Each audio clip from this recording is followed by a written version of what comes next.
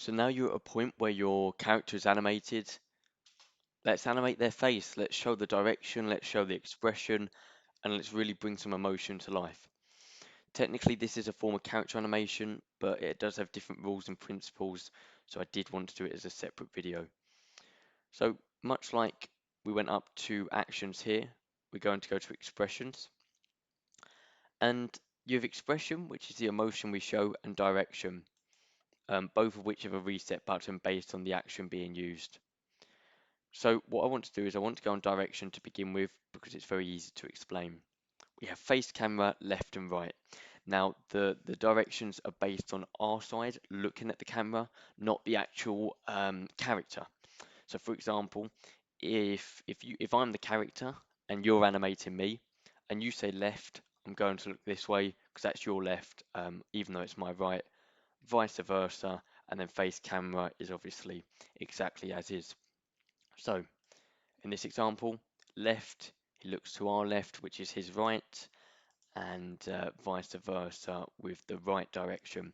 Face camera obviously means he's looking straight down the barrel, and I like to use that one quite a lot. I like to use that one when I do lots of talking to camera sections. If something's hard to animate, a little bit custom, a little bit complex, hard to convey, then I'll normally go back to almost a foundational narration section where the character can look straight down the barrel and explain a concept. And then obviously we have our left and right if he's talking to another character, if he's looking somewhere while animating, and this will be more clear with the expressions. So our expressions, some are animated and some aren't. So for example, we can have angry, and once again, if you notice that microscope, that means that it's a photo and not an animation. So we can preview what that will look like, and obviously click here or click apply if we want to add that to the character. Um, and then obviously for the animated versions, we've got that play button so we can really see what it looks like. So for example, with the cry animation, now quickly hop into the child. All these expressions are pretty much the same and all the directions are. So I won't separately go through a child, but as you can see, it's all very similar.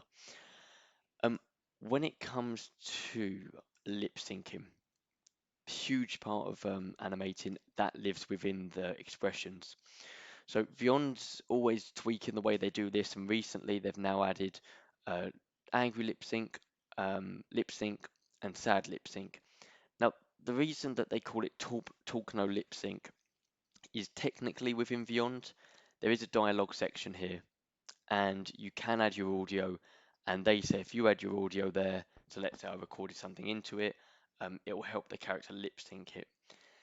Technically, that's true, but it is quite a weird animation it creates. The character's mouth barely moves. It looks quite fake. So I personally don't use that. I know some people would, just upload their audio there and watch the character lip sync from there. I personally prefer the control of using it here. So even though it says no lip sync, I find that, even the highest end customers don't worry too much about it being perfect lip sync. It's template animation at the end of the day, and the trade-off's worth it. So let me show you what the talk, just the basic talk lip sync looks like. And as a real quick aside, the angry one is exactly the same. It's the same lip movements. It just has the eyebrows in an angry position, and the same applies for sad. But most of the time, you'll be using your talk no lip sync. When we do this, let me hit preview just so you can see what happens. And surprise, surprise, it is just the character's mouth moving. And funnily enough, it does tend to fit with the audio pretty well naturally. Um, if you notice that you've got a scene and we've got a static character like here, there's no animation on the character, and there's a pause in the audio. What I'll often do is this continue scene feature, which we talked about. I will then go in, and if he's talking about a subject that he likes, I'll put in a happy. If he's talking about something he doesn't like, I'll put in a sad. And if it's, nothing really, I'll just put in a neutral. And then after the break and he continues talking, I will then once again add in my lip sync. So let's say it's a half a second break and the lip syncing continues and it looks weird. Here's what I would do. So If we hit preview now, notice he talks, pauses, talks. Really good little technique. I use it all the time. And yeah, that's kind of all there is to the expressions. It can really make an animation, even if you've got an animation in play. So let's say you've got him standing up, but let's say he's really struggling to stand up, and let's say that we want to show the camera that, you know, also quite a fun way to kill time. If you notice that you've got a scene and it's 7 seconds long, and it has to be 7 seconds, but the animation takes 3 seconds, then we can start to integrate these expressions and looks to camera to kill some time, and I'll cover that in the tips and tricks section.